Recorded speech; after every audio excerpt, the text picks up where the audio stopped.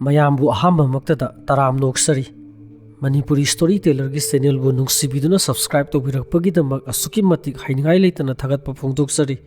aina lizariba wari singa se entertainment gi damakta lizaba wari ni wari singa si true story da based toba wari sing da gi khangkat laga lizabani masida soikhi lankhiba yaruga su mayamna ngakpiyu aina hujik lizagadoriba wari si The Exorcism of Emily Rose hairiba film asigi Asengba Wari duni The Exorcism of Emily Rose hairiba film asi yegluraba matungda ekhoida wahang kaya ama hangli madudi film asida yauribi Emily Rose hairibi nupi asida asengbagi bhoot changba jala wahang sing asi koknabagi dabak aina hujik lizagadoriba Emily Rose ki Asengba Wari asi mayam tabidarasi The Exorcism of Emily Rose hairiba film asida yauribi Emily Rose hairibi nupi asigi asengba maming Anneliese Michael kawi Anneliese Michael 1952 hairiba sahi asida German gi state ama oiriba Bavaria gi Klingenberg haina koba town asida pokhi Anneliese Michael gi imungda leiriba miui singdu lining laisonbu yamna thajaba aduga Catholic hairiba dharma sibu satwa imung oirami Anneliese na angang oiringai matamda yamna harauba amadi isam samjaba punsi amagum hinglammi adubu 1968 hairiba sahi asida mangonda ikhang khangudana gyan mangduna wanthaba horakhi thawdog asiki matungda mahakpu hospital amada pukhalami doctor na hairami madudi Anneliese na nariba lainasi epilepsy haina koba brain gi lainani hairaduna mahakpu psychiatric hospital da amuk pukhalami psychiatric hospital aduda leiringai manungda mangonda brain gi lainana maram oiduna gyan mangduna magi mawung mato amadi wangang sangang da khongba kaya ama lakpa horakhi maram asina doctor na anticonvulsive koba hidak asi Anneliese ta pijarami hidak asi sarubadagi Anneliese na bhootki maithong manba saktam kaya ama uraduna mangonda tamdare haiduna doctor da tamlami doctor na di mahangna uriba bhootki saktam singdu magi wakhalda ki tholakpani hairaduna brain ga mari leinaba laina sing phanabagi sisinaba hidak kaya ama pijarami adum oinamak Anneliese na hidak kaya ama sarbasu mana uriba bhootki saktam singdu phabangamlamdi Anneliese na sariba hidak singdu kari amata kanati hairaduna 1973 hairiba sei asida mangonda mathayamna saba amadi yamna sawningba phawba horakhi mathayamna saba amadi yam sawningbana maram oiduna mahangna dharmagi oiba polamsing samno hairabada Jesus cross amadi murtina singba polamsing loinamak thuga yangkhaiba horakhi aduga mana Jesus ki mama Virgin Mary haina khangnaba murti aduda yam sawningna yenglaga lerambadu magi mamana thengdarami adum oinamak Anneliese na magi mamada hairami madudi mana Jesus ki ayakpa lai aduda munna yengba ngamlamdi maramdi mana yenguba matamda Jesus ki ayakpa lai adu numiki mangalgumna yam ngalaga lerami masigi matungda angakpa khunjel kaya amana mangonda dahak noroki komda yam wana matam supa hinglani haiba horakhi asumna matam kuina magi mamitta bhootki saktam manba maithong kaya ama urakpa amadi angakpa khonjel lepa leitana tarakpadagi 1975 hairiba sahi asida Anneliese na asuki matik sawba horakhi amasung mahaki haksangsu phibam soksilakpa asum hengalakhi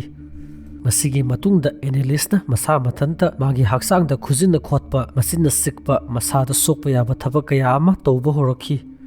adugi su mathakta Anneliese na tinkang pharaduna saba amadi floor da yung hanjilaba matungda maraina lekladuna thakpana singba yamna tukusaningai oiba thabak kaya ama tawba horakhi asumna Anneliese na toragliba yamna kiningai oiraba mowong matau singa si ubadagi magi imungi miui singduna Anneliese ki haksangda bhoot changle hairaduna church ta leiba priest ki manakta satladuna Anneliese pu kanbiu hairami church ki father alkova amana Anneliese ki imung manungi miui singna haizaribadu mateng panglage haiduna khalami father alna Anneliese ta exorcism haibadi lighting gi thoram pangthonabagi dabak church ki makuk maru oiriba miui singadu da haizarami asumna 1975 ki September gi thada Arnold Renz ko priest amata Anneliese ta exorcism tawro hairaduna church na ayaba pirami ahanba exorcism adu 1975 ki September gi date 24 da pangthoklami priest Arnold Renz na tha taragi manungda Anneliese ta exorcism homfuga taret pangthoklami matamduda Anneliese ki kiningai oiraba mowong mato amadi khonjil singdu recording tawrami Father Arnold Renz na Anneliese ta wahang kaya ama hanglaba matungda mahakna khangba ngamlami madudi Anneliese ki haksangda sangriba bhoot singdugi mamingdi Lucifer, Saint, Judas Iscariot, Hitler amasung Nero koromi siramdagi matam yorokpada sada thakdaba amadi mayana magi haksangda sikpadagi Anneliese ki phibam asuki matik soklammi ꯑꯗꯨꯒꯤꯁꯨ ꯃꯊꯛꯇ ꯃꯍꯥꯛꯄꯨ ꯂꯥꯌꯦꯡꯕ ꯂꯥꯛꯂꯤꯕ ꯗꯣꯛꯇꯔꯗꯨꯒ ꯎꯅꯧ ꯍꯥꯏꯕꯁꯨ ꯌꯥꯔꯝꯗꯦ ꯑꯃꯁꯨꯡ ꯗꯣꯛꯇꯔꯅ ꯄꯤꯔꯝꯕ ꯍꯤꯗꯥꯛꯇꯨ ꯐꯥꯎꯕ ꯆꯥꯎ ꯍꯥꯏꯕ ꯀꯔꯤ ꯑꯃꯠꯇ ꯌꯥꯔꯝꯗꯦ꯫ ꯑꯦꯅꯤꯂꯤꯁꯇ ꯑꯔꯣꯏꯕ ꯑꯦꯛꯁꯣꯔꯁꯤꯖꯝ ꯄꯥꯡꯊꯣꯛꯄ ꯅꯨꯃꯤꯠ ꯑꯗꯨꯒꯤ ꯃꯊꯪꯒꯤ ꯅꯨꯃꯤꯠꯇ ꯆꯥꯗ ꯊꯛꯇꯕꯗꯒꯤ ꯃꯍꯥꯛ ꯃꯥꯜꯅ꯭ꯌꯨꯇ꯭ꯔꯤꯁꯟ ꯑꯃꯁꯨꯡ ꯗꯤꯍꯥꯏꯗ꯭ꯔꯦꯁꯟ ꯇꯧꯔꯗꯨꯅ ꯁꯤꯈꯤꯔꯝꯃꯤ꯫ ꯃꯍꯥꯛꯅ ꯁꯤꯕ ꯃꯇꯝꯗ ꯃꯍꯥꯛꯀꯤ ꯍꯛꯆꯥꯡꯒꯤ ꯑꯔꯨꯝꯕ ꯑꯁꯤ ꯁꯨꯞꯅꯇꯒꯤ ꯀꯤꯂꯣ 29 ꯈꯛꯇꯃꯛ ꯑꯣꯏꯔꯝꯃꯤ꯫ ꯑꯦꯅꯤꯂꯤꯁꯅ ꯁꯤꯔꯕ ꯃꯇꯨꯡꯗ ꯄꯨꯂꯤꯁꯅ ꯃꯍꯥꯛꯀꯤ ꯏꯃꯨꯡ ꯃꯅꯨꯡꯒꯤ ꯃꯤꯑꯣꯏꯁꯤꯡ, ꯄ꯭ꯔꯤꯁ ꯔꯦꯟꯁ ꯑꯃꯁꯨꯡ ꯐꯥꯗꯔ ꯑꯜꯒꯤ ꯃꯊꯛꯇ ꯏꯟꯚꯦꯁꯇꯤꯒꯦꯁꯟ ꯆꯠꯊꯔꯝꯃꯤ ꯑꯃꯁꯨꯡ ꯃꯈꯣꯏ ꯃꯌꯥꯝꯅ ꯊꯧꯁꯥꯗꯕꯗꯒꯤ ꯑꯦꯅꯤꯂꯤꯁ ꯁꯤꯔꯤꯕꯅꯤ ꯍꯥꯏꯗꯨꯅ ꯃꯔꯥꯜ ꯁꯤꯔꯝꯃꯤ꯫ ꯑꯁꯨꯝꯅ ꯃꯈꯣꯏ ꯃꯌꯥꯝꯕꯨ ꯀꯣꯔꯠꯇ ꯀꯧꯈꯠꯂꯗꯨꯅ ꯋꯥꯌꯦꯜ ꯕꯤꯆꯥꯔ ꯆꯠꯊꯔꯝꯃꯤ꯫ ꯃꯇꯝ ꯑꯗꯨꯗ ꯑꯦꯅꯤꯂꯤꯁꯀꯤ ꯃꯃꯥ ꯃꯄꯥꯅ ꯃꯈꯣꯏꯒꯤ ꯃꯆꯥꯅꯨꯄꯤꯗꯨ ꯚꯨꯠ ꯆꯪꯕꯗꯒꯤ ꯀꯟꯅꯕꯒꯤꯗꯃꯛ ꯑꯦꯛꯁꯣꯔꯁꯤꯖꯝ ꯄꯥꯡꯊꯣꯛꯂꯤꯕꯅꯤ ꯍꯥꯏꯔꯗꯨꯅ ꯃꯈꯣꯏꯅ ꯑꯦꯛꯁꯣꯔꯁꯤꯖꯝ ꯄꯥꯡꯊꯣꯛꯄꯗ ꯚꯣꯏꯁ ꯔꯦꯀꯣꯔꯗꯤꯡ ꯇꯧꯈꯤꯕꯗꯨ ꯄ꯭ꯔꯃꯥꯟ ꯑꯣꯏꯅ ꯀꯣꯔꯠꯇ ꯎꯠꯂꯝꯃꯤ꯫ ꯑꯗꯨꯝ ꯑꯣꯏꯅꯃꯛ ꯚꯣꯏꯁ ꯔꯦꯀꯣꯔꯗꯤꯡ ꯑꯗꯨ ꯀꯣꯔꯠꯅ ꯊꯥꯖꯔꯝꯗꯦ꯫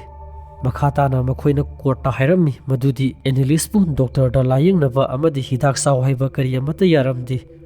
ꯑꯦꯅꯤꯂꯤꯁꯅ ꯃꯁꯥꯅ ꯌꯥꯗꯕꯤꯗ ꯅꯝꯐꯨꯗ ꯃꯉꯣꯟꯗ ꯗꯣꯛꯇꯔꯒꯤ ꯍꯤꯗꯥꯛ ꯄꯤꯖꯕ ꯍꯥꯏꯕꯁꯤ ꯃꯥꯒꯤ ꯍ꯭ꯌꯨꯃꯦꯟ ꯔꯥꯏꯠꯀꯤ ꯃꯥꯌꯣꯛꯇꯅꯤ꯫ ꯃꯔꯝ ꯑꯁꯤꯅꯅꯤ ꯃꯈꯣꯏꯅ ꯗꯣꯛꯇꯔꯗ ꯂꯥꯌꯦꯡꯕꯒꯤ ꯃꯍꯨꯠꯇ ꯑꯦꯛꯁꯣꯔꯁꯤꯖꯝ ꯑꯣꯏꯅ ꯄꯥꯡꯊꯣꯛꯂꯤꯕ꯫ ꯑꯗꯨꯒꯤ ꯃꯇꯨꯡꯗ ꯑꯦꯅꯤꯂꯤꯁꯄꯨ ꯂꯥꯌꯦꯡꯕ ꯂꯥꯛꯈꯤꯕ ꯗꯣꯛꯇꯔꯗꯨ ꯀꯣꯔꯠꯇ ꯀꯧꯈꯠꯂꯝꯃꯤ꯫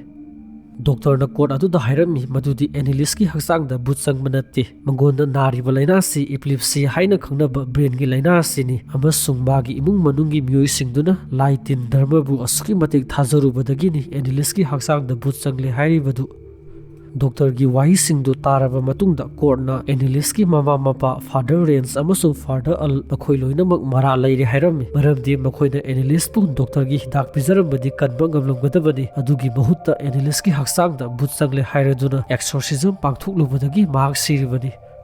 ꯃꯔꯝ ꯑꯁꯤꯅ ꯐꯥꯗꯔ ꯔꯦꯟꯁ ꯑꯃꯁꯨꯡ ꯐꯥꯗꯔ ꯑꯜ ꯃꯈꯣꯏ ꯑꯅꯤꯗ ꯐꯥꯏꯟ ꯊꯤꯍꯜꯂꯝꯃꯤ ꯑꯗꯨꯒ ꯑꯦꯅꯤꯂꯤꯁꯀꯤ ꯃꯃꯥ ꯃꯄꯥꯗꯤ ꯃꯔꯥꯜ ꯂꯩꯔꯦ ꯍꯥꯏꯔꯗꯨꯅ ꯖꯦꯜꯗ ꯊꯥꯖꯅꯕ ꯇꯧꯔꯝꯃꯤ꯫ ꯑꯗꯨꯕꯨ ꯃꯈꯣꯏ ꯑꯅꯤꯁꯨ ꯃꯈꯣꯏꯒꯤ ꯃꯆꯥꯅꯨꯄꯤꯗ ꯑꯦꯛꯁꯣꯔꯁꯤꯖꯝ ꯄꯥꯡꯊꯣꯛꯄꯗ ꯑꯋꯥꯕ ꯀꯌꯥ ꯅꯪꯈ꯭ꯔꯦ ꯍꯥꯏꯔꯗꯨꯅ ꯀꯣꯔꯠꯅ ꯃꯃꯩꯊꯪꯗ ꯊꯥꯗꯣꯛꯄꯤꯈꯤ꯫